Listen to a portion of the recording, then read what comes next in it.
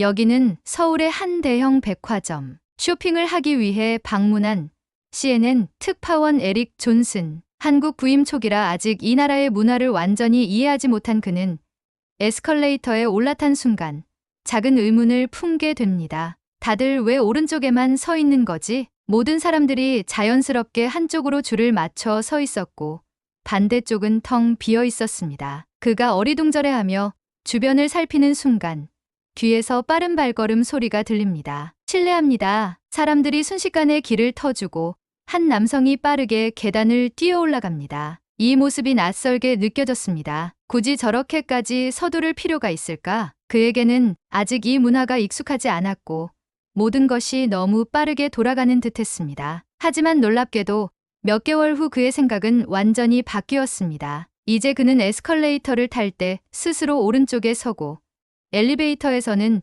자연스럽게 닫힌 버튼을 누르게 되었으며 음식이 5분 이상 걸리면 왜 이렇게 늦지? 라고 재촉하는 사람으로 변해 있었습니다. 그가 한국에서 발견한 것은 단순한 속도가 아니었습니다. 이곳에서 그는 특별한 무언가를 발견했다고 하는데요. 과연 그는 한국의 빨리빨리 문화에서 어떤 특이점을 발견한 것일까요? 지금부터 그 흥미로운 이야기 속으로 함께 들어가 보시죠. 잠깐, 저희 채널이 어렵습니다. 시작하기 전에 구독과 좋아요로 힘을 보태주시면 감사하겠습니다. 그럼 바로 시작하겠습니다. 안녕하세요.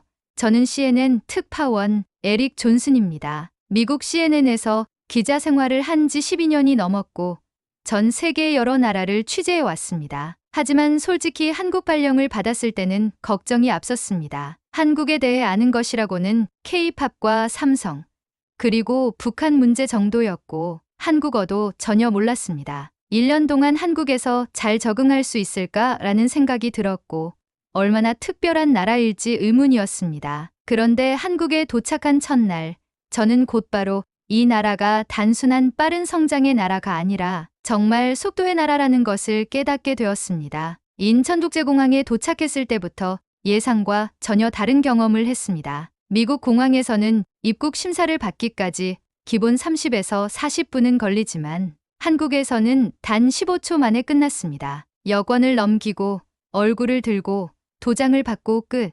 직원이 내 여권을 다시 건넬 때까지의 시간은 정말 순식간이었습니다. 벌써 끝난 거야? 저는 어리둥절한 상태로 수화물을 찾으러 갔습니다. 하지만 이건 시작에 불과했습니다. 공항버스를 타고 호텔로 이동하는 길에서도 또 한 번 놀랐습니다. 뉴욕에서는 승객이 다 탑승한 후에도 기사가 여유롭게 출발하지만 한국에서는 상황이 달랐습니다. 승객이 타자마자 문이 닫히고 바로 출발했습니다. 처음에는 뒤에 오는 사람은 안 기다려주나 라는 생각이 들었지만 곧 이해하게 되었습니다. 한국에서는 대중교통도 시간표대로 움직이는 것이 철저하게 시스템화되어 있었습니다. 1분, 1초라도 낭비하지 않도록 설계된 것처럼 보였고 한 사람이 늦어진다고 해서 전체 시스템이 영향을 받지 않도록 운영되고 있었습니다. 심지어 정류장에서 버스를 기다리는 승객들조차 미리 준비된 상태였습니다. 버스가 멈추기도 전에 사람들이 움직이기 시작했고 문이 열리는 순간 재빨리 탑승했습니다. 미국에서는 기사들이 승객을 기다려주는 게 일반적이지만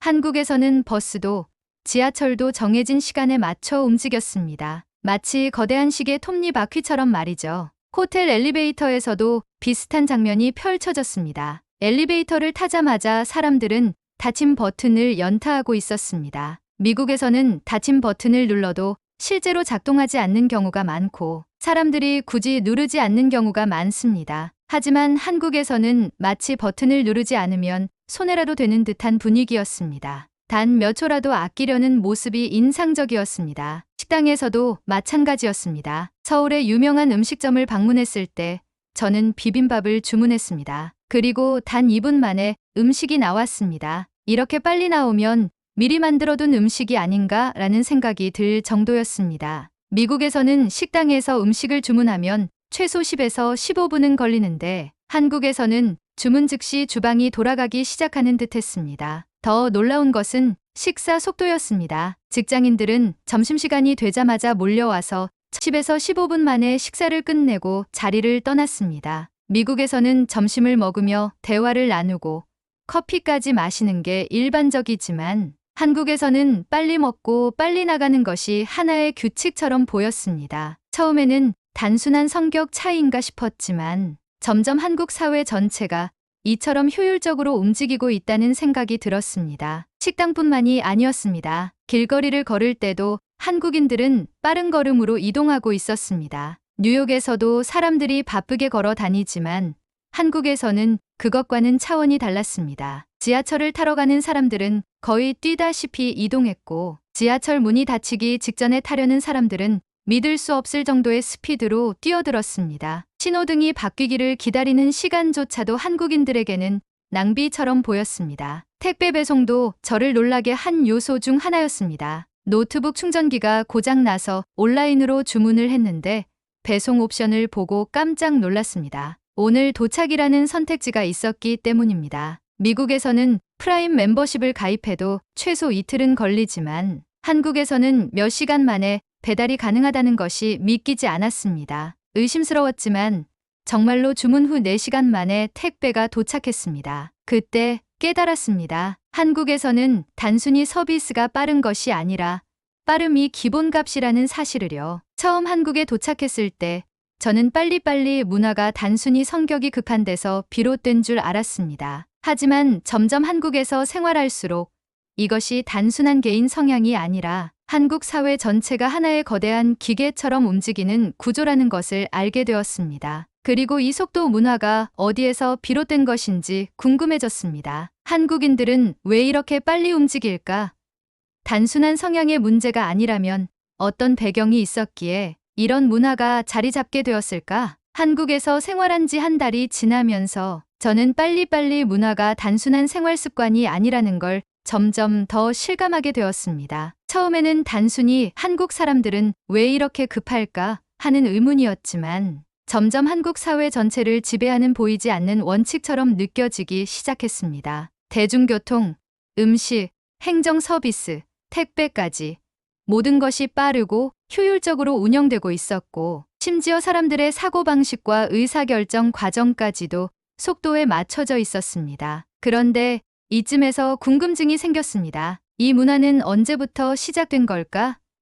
단순히 한국인들이 성격이 급해서가 아니라 분명 어떤 역사적 이유가 있을 거라는 생각이 들었습니다. 저는 본격적으로 빨리빨리 문화의 기원을 찾기 위해 취재를 시작했습니다. 제가 가장 먼저 찾은 단서는 한국의 전쟁과 경제 성장의 역사였습니다. 한국의 20세기 역사는 생존과 위기의 연속이었습니다. 한국전쟁으로 인해 국토가 황폐화되었고 1950년대 한국은 세계 최빈국 중 하나였습니다. 그런데 놀라운 점은 이 극한의 위기 속에서도 한국은 너무나 빠르게 회복했다는 것이었습니다. 전쟁이 끝난 후 한국은 폐허 상태였지만 정부와 국민들은 하루라도 빨리 나라를 재건해야 한다는 절박한 마음으로 움직였습니다. 그 결과 1960에서 70년대 한국은 전 세계가 놀랄 정도의 경제 성장을 이루었고 그 과정에서 빨리빨리 문화가 더욱 강화되었습니다. 특히 경부고속도로 건설 사례는 빨리빨리 문화의 대표적인 상징이었습니다. 1967년 한국은 경부고속도로 건설 프로젝트를 시작했습니다. 당시 많은 외국 전문가들은 최소 10년은 걸릴 것이라고 예상했지만 한국은 단 2년 5개월 만에 완공해버렸습니다. 이건 거의 기적에 가까운 속도였습니다. 제가 직접 취재하며 알게 된 사실인데 당시 도로 건설을 위해서는 수많은 산을 깎아야 했고 콘크리트와 아스팔트도 부족했습니다. 하지만 한국은 밤낮 없이 공사를 진행하며 공기를 단축했고 모든 공정이 최대한 빨리 이루어지도록 설계되었습니다. 그때의 빨리빨리 정신이 지금도 한국 사회 전반에 남아있는 것 같았습니다. 또한 1970에서 80년대 한국의 산업화 시기를 보면 기업들은 빠르게 제품을 개발하고 공장 노동자들은 밤낮 없이 일하면서 생산 속도를 극대화했습니다. 빨리 만들어서 빨리 팔아야 한다는 개념이 경제 성장의 핵심 전략이 된 것이죠. 이러한 문화는 IMF 외환위기 때도 뚜렷이 나타났습니다. 국가 경제가 무너질 위기에 처하자 한국 국민들은 자발적으로 금을 모아 정부에 기부하는 금 모으기 운동을 시작했습니다. 그리고 불과 3년 만에 한국 경제는 다시 회복되었습니다. 역사적인 사건들을 조사하면서 저는 한국의 빨리빨리 문화가 단순한 습관이 아니라 생존을 위한 필연적인 전략이라는 것을 깨닫게 되었습니다. 미국이나 유럽에서는 빠른 속도가 항상 중요한 요소는 아닙니다. 오히려 여유를 즐기거나 과정을 중시하는 문화가 있습니다. 하지만 한국에서는 다릅니다. 과거에 너무나도 많은 위기와 변화가 있었고 그 속에서 살아남기 위해선 빠른 대응이 필수적이었습니다. 그런데 재미있는 점은 단순히 속도만 중요한 게 아니라는 것입니다. 한국은 단순히 빨리 하는 것이 아니라 효율적으로 빨리 하는 나라였습니다. 예를 들어 코로나19 팬데믹 당시 한국의 대응 방식은 전 세계에서 주목을 받았습니다. 2020년 초 한국은 하루아침에 확진자가 급증하면서 국가적 위기에 처했습니다. 그런데 불과 일주일 만에 한국 기업들은 대량 생산이 가능한 코로나19 진단 키트를 개발해냈습니다. 같은 시기에 미국과 유럽은 진단 키트를 확보하는 데 몇 주, 심지어 몇 달이 걸렸습니다. 또한 한국 정부는 드라이브스루 검사소를 빠르게 도입해 검사 속도를 극대화했고 확진자의 동선을 추적하는 시스템을 활용해 빠르게 방역망을 구축했습니다. 덕분에 한국은 봉쇄 없이도 팬데믹을 효과적으로 관리할 수 있었습니다. 저는 이 부분이 특히 인상적이었습니다. 한국은 단순히 빨리 움직이는 것이 아니라 위기가 발생했을 때 얼마나 효율적으로 대응할 수 있는지를 고민하는 나라였습니다. 최근에는 한국의 젊은 세대가 빨리빨리 문화를 더 스마트하게 발전시키고 있다는 점도 흥미로웠습니다. 과거의 빨리빨리가 단순히 속도를 강조하는 것이었다면 지금은 스마트한 속도가 강조되고 있었습니다. 예를 들어 한국의 스타트업 기업들은 신제품을 개발할 때 실리콘밸리보다 더 빠르게 출시 일정을 잡고 데이터를 기반으로 최적의 의사결정을 내리는 방식을 적용하고 있었습니다. 전통적인 제조업에서는 불가능할 정도의 짧은 개발 주기가 한국 IT 기업들에서는 당연한 것으로 여겨졌습니다. 또한 직장 문화에서도 변화가 있었습니다. 한국의 일부 기업들은 업무 시간을 최적화하여 짧고 강력한 집중을 하는 방식으로 운영되고 있었고 불필요한 회의를 줄이는 대신 업무의 효율성을 높이는데 초점을 맞추고 있었습니다. 이제 빨리빨리는 단순히 속도가 아니라 기술과 시스템을 기반으로 한 새로운 경쟁력으로 진화하고 있었습니다. 저는 이 부분에서 한국이 단순히 빠른 나라가 아니라 미래를 먼저 살아가고 있는 나라라는 생각이 들었습니다. 한국에서의 생활이 어느덧 6개월이 넘어갔습니다. 처음엔 그저 신기하게만 보였던 빨리빨리 문화가 이제는 저에게도 자연스럽게 익숙해지고 있었습니다. 엘리베이터를 타면 저도 모르게 닫힘 버튼을 먼저 누르게 되었고 식당에서는 음식이 5분 이상 걸리면 왜 이렇게 늦지? 라는 생각이 들기 시작했습니다. 하지만 제가 정말 놀란 것은 한국의 속도 문화가 단순히 한국만의 특성이 아니라는 점이었습니다. 이제는 세계 각국이 한국의 속도를 배우고 적용하려 하고 있었습니다. 저는 이를 확인하기 위해 한국을 넘어 해외 취재에 나섰습니다. 제가 가장 먼저 향한 곳은 미국 실리콘밸리였습니다. 실리콘밸리는 세계적인 IT 혁신의 중심지이지만 최근 들어 한국 기업들의 초고속 개발 방식을 연구하는 스타트업들이 증가하고 있었습니다. 한 창업가는 저에게 이렇게 말했습니다. 과거에는 빠르게 움직이며 깨부숴라가 실리콘밸리의 철학이었어요. 이제는 한국식 빨리빨리 방식이 접목되면서 더욱 주목받고 있습니다. 한국 기업들은 속도뿐만 아니라 시행착오를 줄이면서도 빠르게 움직이는 법을 알고 있거든요. 실제로 한국의 IT 기업들은 프로토타입을 빠르게 만들고 시장 반응을 즉각 반영하는 방식으로 경쟁력을 키워가고 있었습니다. 미국의 대형 IT 기업들도 한국 스타트업들의 초고속 실행력을 연구하며 내부 시스템을 개편하는 움직임을 보이고 있었습니다. 다음으로 방문한 곳은 독일의 자동차 업계였습니다. 독일은 전통적으로 정교하고 신중한 개발을 중시하는 나라입니다. 철저한 테스트와 품질 관리를 거쳐 신차를 개발하는 만큼 하나의 모델을 완성하는데 평균 5에서 6년이 걸리는 것이 일반적이었습니다. 하지만 최근 독일 자동차 제조사들은 한국의 애자일 개발 방식을 도입하고 있었습니다. 한 자동차 회사의 연구원은 저에게 말했습니다. 전통적인 방식으로 자동차를 개발하면 5년 이상 걸리지만 현대자동차는 불과 3년 만에 신모델을 완성하고 있습니다. 개발 속도를 유지하면서도 품질을 유지하는 한국의 전략을 연구하고 있어요. 실제로 한국의 자동차 기업들은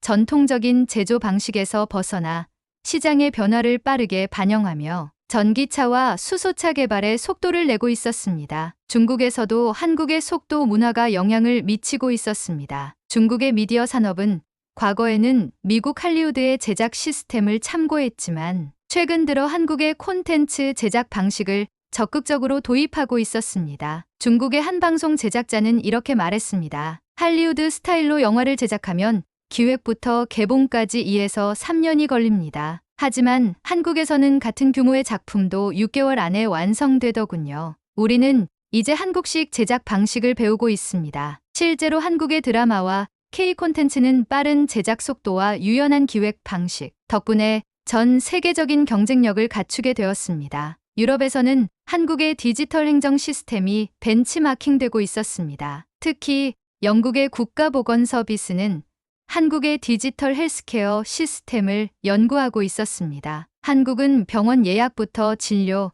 약 처방까지 모바일 하나로 해결할 수 있는 시스템을 구축했는데 영국은 여전히 오래된 시스템에 의존하고 있었습니다. 한 영국 공무원은 이렇게 말했습니다. 한국에서는 건강검진 결과도 실시간으로 확인할 수 있고 병원 예약도 몇 초 만에 가능하더군요. 우리는 이런 효율적인 시스템이 부러웠습니다. 영국뿐만 아니라 프랑스, 독일 등도 한국식 디지털 행정 시스템을 참고하며 변화를 시도하고 있었습니다. 이 취재를 통해 저는 확신하게 되었습니다. 한국의 속도 문화는 단순히 빨리 움직이는 습관이 아니라 이제는 세계적인 경쟁력이자 미래의 표준이 되어가고 있다는 것입니다. 과거에는 한국이 선진국의 시스템을 배워왔다면 이제는 전 세계가 한국을 배우고 있었습니다. 실리콘밸리의 스타트업, 독일의 자동차 산업, 중국의 미디어, 유럽의 공공 시스템까지 모두가 한국의 속도를 연구하고 있었습니다. 그리고 저는 이 모든 이야기를 다큐멘터리로 제작해 CNN에 방영하기로 했습니다. CNN 다큐멘터리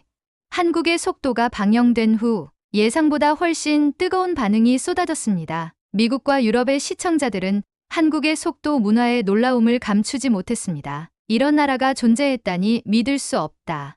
한국은 이미 미래를 살고 있는 것 같다. 같은 반응이 이어졌고 실리콘밸리에서는 한국 기업들의 빠른 의사결정과 혁신 시스템을 분석하는 움직임이 본격화되었습니다. 유럽에서는 공공행정 시스템과 병원 예약 시스템을 한국처럼 개편해야 한다는 논의가 이루어졌고 영국과 독일의 몇몇 기업들은 한국의 업무 방식을 참고해 조직 문화를 바꾸려는 시도를 하고 있었습니다. 특히 실리콘밸리의 몇몇 스타트업 창업자들은 제 다큐멘터리를 보고 한국 출장까지 다녀왔다고 합니다. 그들은 한국에서 초고속 IT 인프라, 빠른 기업 문화, 유연한 스타트업 환경을 직접 경험한 후 이 속도감은 한국에서만 경험할 수 있다. 라며 감탄을 금치 못했습니다. 하지만 무엇보다 놀라운 것은 한국인들의 반응이었습니다. 방송이 나간 후 한국의 시청자들로부터 수많은 메시지를 받았습니다. 우리에게는 너무 익숙한 문화였는데 외국인의 시선으로 보니 새롭게 느껴지네요. 빨리빨리가 단순한 조급함이 아니라 우리가 살아남기 위해 선택한 길이었다는 사실을 다시금 깨달았습니다. 외국에서 우리 시스템을 연구하고 있다는 걸 보니 자부심이 생깁니다. 특히 한국의 젊은 세대들은 빨리빨리 문화가 단순히 과거의 유산이 아니라 지금도 계속 진화하고 있다는 점에 긍정적인 반응을 보였습니다. 한 시청자는 이렇게 말했습니다. 과거에는 무조건 빠르게 움직이는 것이 중요했다면 이제는 스마트한 속도를 추구하는 것이 한국의 강점인 것 같아요. 빨리 움직이지만 정확하게 효율적으로 그리고 기술을 활용해서 최적의 속도를 만들어가고 있죠. 저는 한국이 단순히 속도가 빠른 나라가 아니라 위기 속에서도 새로운 길을 만들어 온 나라라는 점을 다시금 실감할 수 있었습니다. 이제 한국에서의 1년 임기가 거의 끝나갑니다. 솔직히 처음 이곳에 왔을 때만 해도 저는 빨리빨리라는 말을 단순한 습관 정도로 생각했습니다. 하지만 한국에서 생활하면서 그 의미가 훨씬 더 깊다는 것을 깨달았습니다. 한국의 속도 문화는 단순한 성향이 아니라 역사적 경험 속에서 탄생한 생존 전략이었습니다. 전쟁과 경제 위기 속에서도 살아남기 위해 한국인들은 누구보다 빠르게 움직였고 누구보다 효율적인 시스템을 구축했습니다. 그리고 이제는 그 속도가 단순한 급함이 아니라 세계가 배우고 싶어 하는 미래 경쟁력이 되고 있었습니다. 한국에서 보낸 1년 동안 저는 속도의 힘을 몸소 경험했습니다. 처음에는 한국의 교통 시스템에 놀랐습니다. 지하철은 정확한 시간에 도착했고 1분이란 시간도 소중하게 쓰여지고 있었습니다. 미국에서는 대중교통이 연착되는 것이 일상이지만 한국에서는 시간표대로 움직이는 것이 기본이었습니다. 택배 서비스도 잊을 수 없습니다. 주문한 물건이 몇 시간 만에 도착하는 경험을 하면서 이건 정말 미래에서 온 시스템이 아닐까라는 생각이 들었습니다. 한국에서는 기업들이 단순히 빠른 배송을 목표로 하는 것이 아니라 AI를 활용한 물류 최적화, 스마트 물류센터 구축, 실시간 배송 경로 조정 등을 통해 효율성을 극대화하고 있었습니다. 심지어 일상 속 작은 부분에서도 빨리빨리는 기본이었습니다. 식당에서 음식을 주문하고 3분 만에 나오는 것을 당연하게 여기게 되었고, 커피를 주문하면 기다리기 전에 이미 만들어져 있었습니다. 그리고 이런 문화가 단순한 서비스 업계에서만 존재하는 것이 아니라 한국 사회 전반에 걸쳐 체계적으로 작동하고 있다는 점이 가장 인상적이었습니다. 미국으로 돌아가면 저는 다시 천천히 움직이는 시스템에 적응해야 할 것입니다. 온라인 주문을 하면 3에서 4일을 기다려야 하고, 병원 예약을 하려면 몇 주를 기다려야 하며, 관공서에 방문하면 한참을 줄 서 있어야 합니다. 하지만 이제 저는 알고 있습니다. 빠른 속도가 단순한 편리함이 아니라 사회 전체의 효율성을 극대화하고 더 나은 결과를 만들어낼 수 있다는 것을요. 한국에서 배운 것들이 저의 사고방식과 일하는 방식에 큰 변화를 가져왔습니다. 미국에서도 한국처럼 빠르게 대응하고 신속하게 문제를 해결하며 효율적으로 움직이는 것이 충분히 가능할 것이라는 생각이 들었습니다. 이제 저는 업무를 할 때도 한국에서 경험한 빠른 의사결정과 유연한 대응을 적용해 보고 싶습니다. 그리고 저는 확신합니다. 한국은 단순히 빠른 나라가 아니라 이미 미래를 살고 있는 나라다. 이제 저는 한국을 떠나지만 이곳에서 배운 것들은 오랫동안 제 안에 남을 것입니다. CNN 특파원 에릭 존슨이었습니다. 오늘 이야기는 여기까지입니다. 한국의 빨리빨리 문화는 단순한 조급함이 아니라 역사가 만들어낸 강력한 생존 전략이었습니다. 전쟁과 경제 위기를 극복하며 만들어진 이 속도는